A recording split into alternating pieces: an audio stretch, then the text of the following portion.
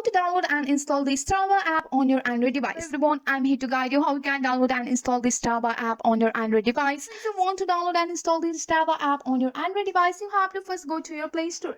Once you are on your Play Store, you have to navigate to your search bar and search for the Strava app. Once you are here, so you have to install the Strava app on your device. So wait until the Strava app has been successfully installed on your device here. Once you have successfully installed the Strava app, just go and tap on the open option here. And you can join it for free, or if you have already an account, just go for the login here. And after that, you can continue with your email or Google account. You can select your platform here according to your choice. After selecting the platform here, they are waiting you. After that, you have to accept here and follow the on-screen instruction.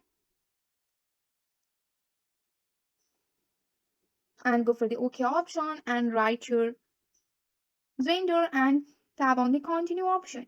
And after that, you have to follow the on-screen instruction and you can go for the continue option and go for the arrow option.